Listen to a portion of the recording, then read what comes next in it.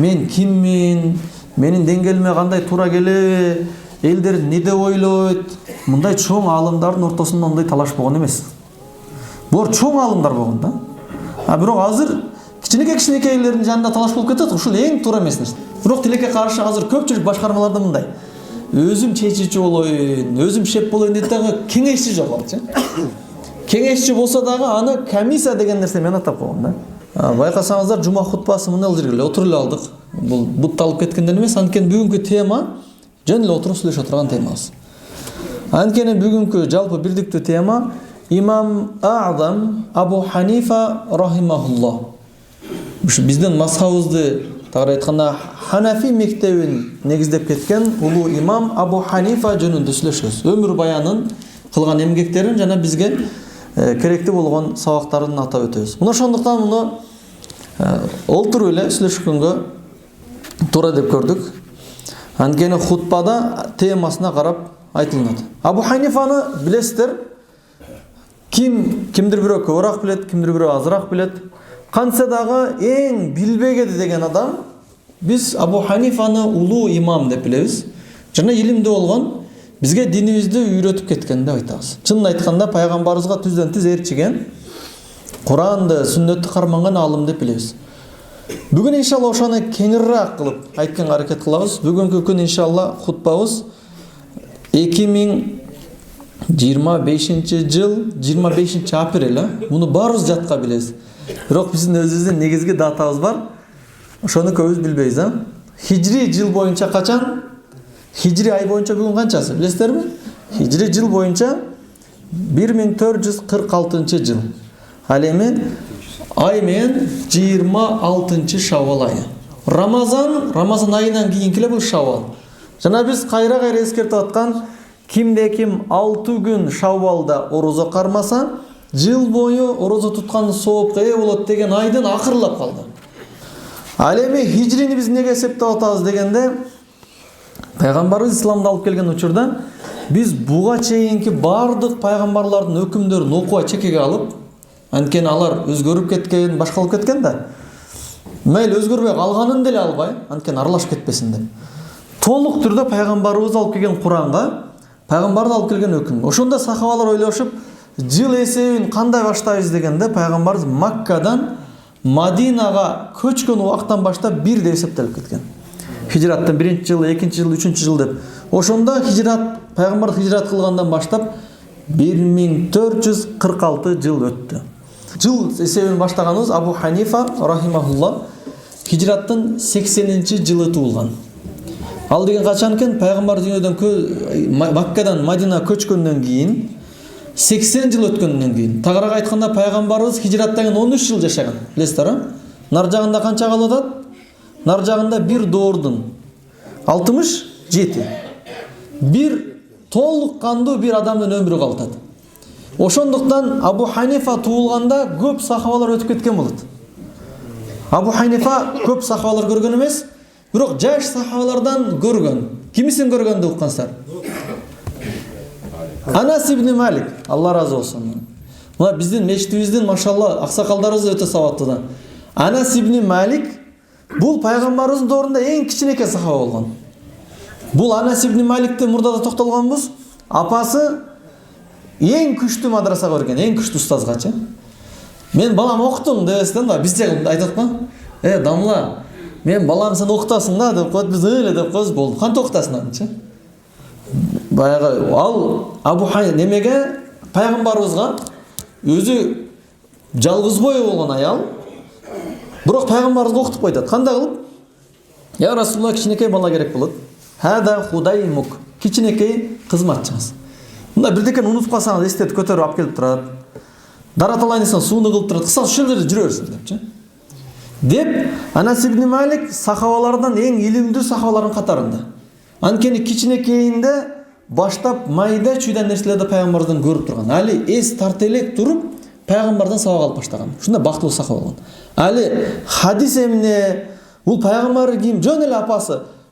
Жанында жүрөсүң, бул Алланын элчиси болду. Не кызмат болсо чуркап тур. Күндө экзамен болгон. Кечке мал үйгө келсе, бүгүн не болду? Анан бир жактан нелер келди, арабийлер келди, жана толуктар келди. Алар не деди? Мынтип суроо бердилер, пайгамбар мынтип жооп берди. Кээде эстей албай калса, эмнеге эстей албайсың? Эртең жакшырак. Эртеси күнгө ошентип атып, зейин аябай бышкан да. Бул доорундагы муштахид болгон 23 сахабанын бирөөсү. Ушул Анас ибн Малик пайгамбарыбыз хижрат кылып келген учурда туулган деп да айтылат. Кээ бир хижрат кылып келген учурда 3 жашта болгон. Ошондо пайгамбарыбыз бул 5 жашка жетпей, хижраттын 3-чү же 2-чи жылдары пайгамбарыбыздын жанында жүрүп баштаган. Эми Абу Ханифа туулган учурда бул 80ге чыккан аксакал болгон Анас ибн Маликчи. Абу Ханифа эс тартып бир аз шариат китептерин көрө турган деңгээлге жеткен учурда Абу Ханифа түз көрүшкөн деген риваяттар бар. Мына ошондуктан Абу Ханифаны табииндердин катарында деген алымдардын дагы өзүнүн ойлору бар. Биздин түшүнүктүү кандай комментарийлер бар. Абу Ханифа табиин. Анткени бул Анас ибн Маликти көргөн.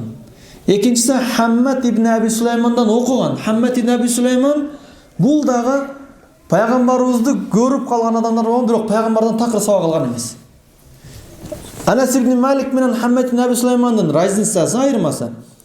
Анас ибн Малик пайгамбарыбыздан сабак алган, ал эми Хаммад ибн Аби Сулайман сахабалардан сабак алган. Болгону пайгамбарыбызды 1-2 жолу көрүп калган.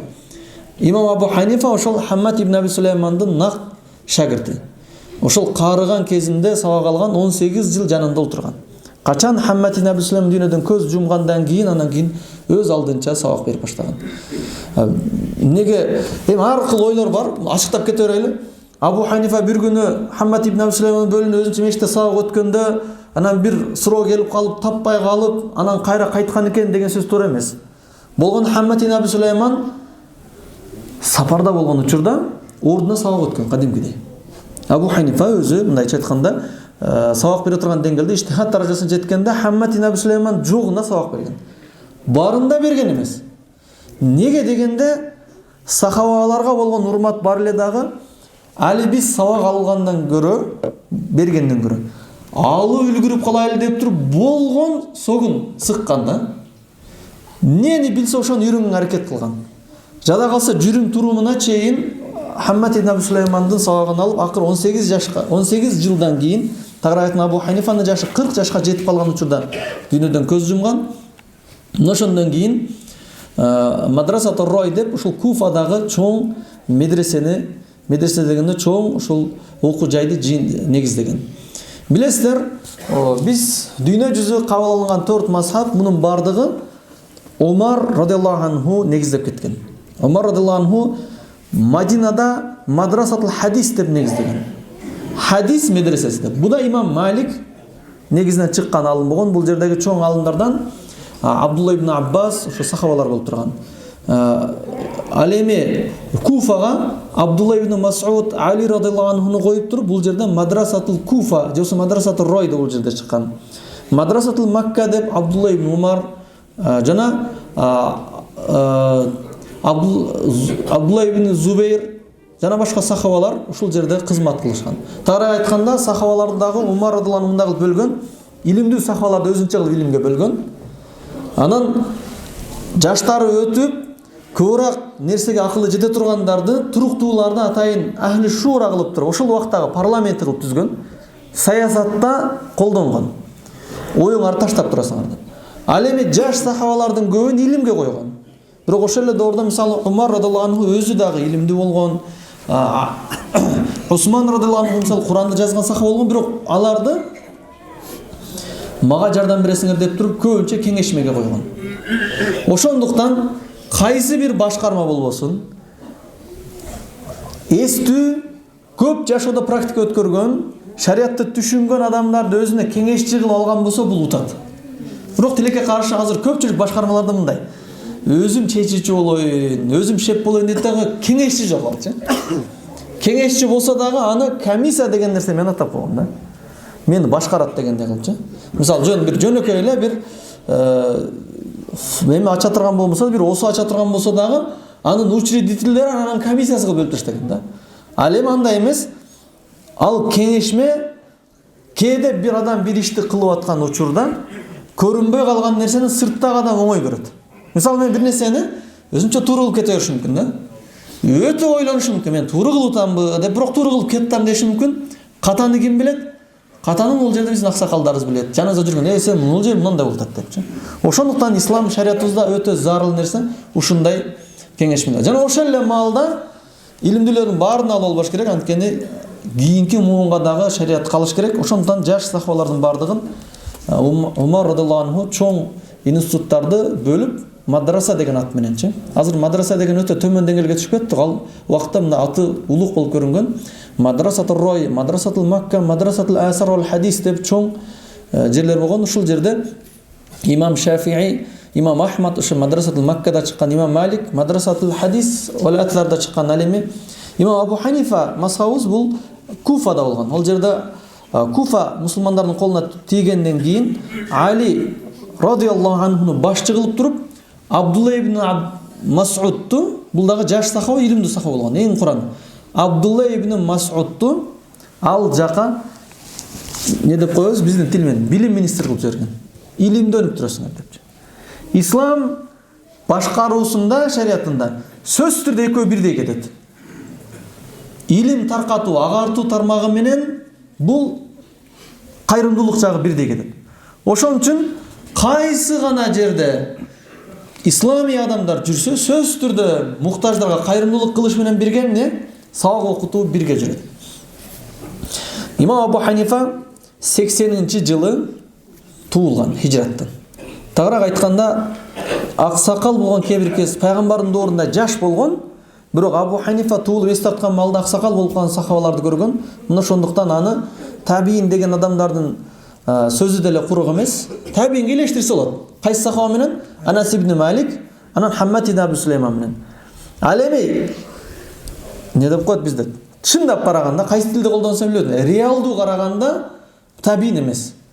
Анткени табиин болушун шарттарынан толук түрдө сахабалардан үйрөнүш керек. Сахабалардан түз алыш керек. Анткени түшүнүк дагы башкача болот. Мисалы, мындай бар да, чыныгы илимдүү адамдардын сабак алган бир маселе, бирок үстүрттөн эле шагирт болуп калган бир маселе. Мисалы, чоң шейх бар, атын атабай эле койлуп палан десе дагы бир сөзгө. Аны ошонун шагиртимин деп эле анча-мынча видеолорун көрүп койгон башка маселе. Бирок күндө каттап жанында отуруп, сабак даярдап көбөйгөндөгү нарушениясынан деп айткан убакыт, ачуусу келгенде дагы, курсан болгондо дагы, кечиккенин, келгенин, китептин бүт жактагы кеңири сабактарына суроолорду берип жооп алган башка шагирт алчу.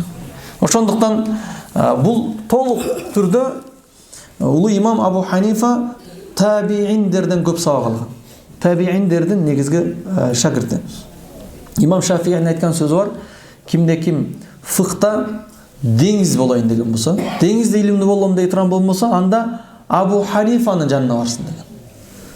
Неге дегенде, имам Шафии дагы качан имам Абу Ханифа дүйнөдөн көз жумгандан кийин, бул ал убакта жаш болгон да, ошого доорун атайын Маккадан ошол Куфага барып жашаган.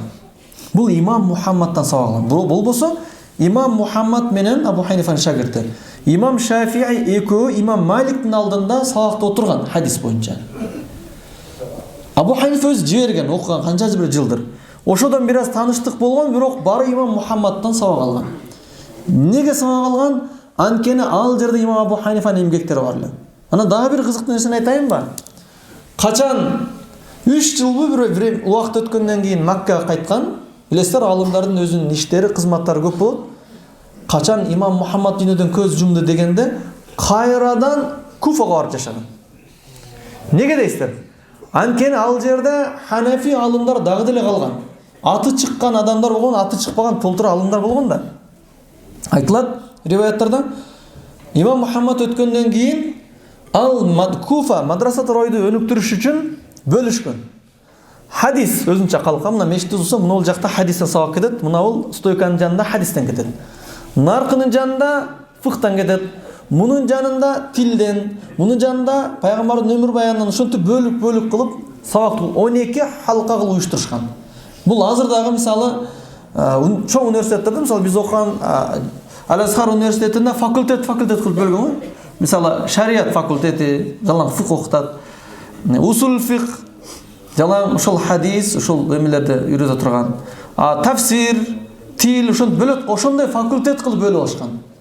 Качан имам Шафии барып туруп, мен атайын ушу силер үчүн келдим деген. Анткени даяр кадр деп коет го, даяр илимдүү адамдар. Биз бул жерде дагы деле үммөттүн келечегине чоң кызматтарды кылып койсок болот деп келгенде 12 халка бир халкага айланган. Бардыгы топтолуп туруп бир гана имам Шафиидин сабагында отурушкан. Мына ошондуктан бизде Ханафи мазхабыбыздын китептерин окуй турган болсок, биздин мазхабта бир сөз айтылат, анан Шафииди мисал келтирет көбүнчөчү. Башка мазхабтар көбүнчө келет. Эмнеге дегенде, кийинки доорда 4 жылга чейин имам Шафии сабак берип турган. Андан кийин имам Шафии Маккага кайтты, андан кийин Египетте бир канча убакыт туруп, анан дүйнөдөн көз жумган. Бирок имам Шафии мазхабында экиге кылып көргөн. Мазхаб жадид, мазхаб кадим депчи. Эски мазхаб, анан жаңы мазхаб депчи. Мурунку ойлорунан кайткан көп немесинен. Кайткан дегени кандай? Оңдоп түзөп чыккан, тирүү кезинде элечи. Анан ошол себептүү эскиси менен жаңысы бир аз аралашып кеткен да, бизде мындай кайчы пикир чыкканда көбүнчө эскисине рот берилет. Муну мен неге айтып атабыз? Мындай чоң аалымдардын ортосунда мындай талаш болгон эмес. Булар чоң аалымдар болгон да. Бирок азыр кичинекейлердин жанында талаш болуп кетет. Ушул эң туура эмес нерсе. Чоң аалымдардын доорунда элестетиңиз, өзү мындай чоң илимди көргөн 12 халка биргип бир халка болот. Бул качан адам Раббани болгон учурда, чындап ыхласы Аллахтан коркуу, Аллах үчүн болгон учурларда статус деген нерсе жоголуп кетет экен. Мен киммин?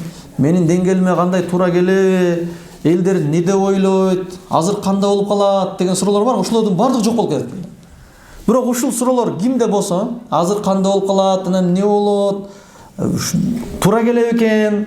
Мен деңгээлиме кандай болуп калат?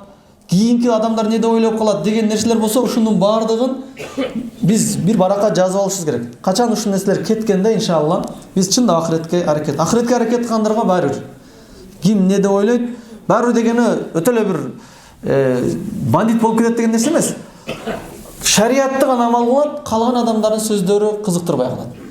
Ага мисалы сахабалардан далил, пайгамбар дүйнөдөн көз жумганда Усама радиаллаху анху кол башчы болуп кетет атагы, Умар радиаллаху анху менен Абу Бакр булар катардагы эле солдат болуп чыгышкан. Ошол убакта казат. Аларда жанагындай разница болгон эмес. Бүгүн бияктагы бийлик болду, кеттик депчи. Мындай өзгөртүү жок, биз мындай элек деген нерсе болгон эмес. Чыныгы таквалык ушундай болуп эсептелет. Ким кызмат кылып атса, колуна кол, бутуна бут болуп. Качан Али радиаллаху анхунун доорунда бир аз ызычуу болгон билесиздер. Анткени мусулман эмес коом мусулмандарды бөлүп жарганга аябай тырышат. Өткөндө хадис өттүк го. Qad aysa shaytan ay'buduhu. Шайтан өзүнө сыйынып кетет деген нерседен кимдерде? Ал-муслимун. Мусулмандар башка бирөөгө шайтанга сыйынып кеткенинен үмүтүн үзгөн. Сиздерден үмүтүн үзүп койгон шайтанчы, ширк кылдыруу иштенчи. Валакин тахриша байнахум. Бирок үмүтүн үзбөй катуу аракет кылат, ортодо бөлүнүп жарган. Бөлүнүп жарганга катуу аракет кылына берет.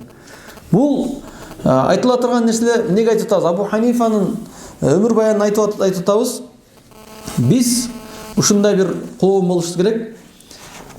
Аллах Таала ыраазы боло турган иштерде бардык нерседе биз аракетти кылып, башка бир адамдардын сөздөрүнө аракет маани бербешибиз керек.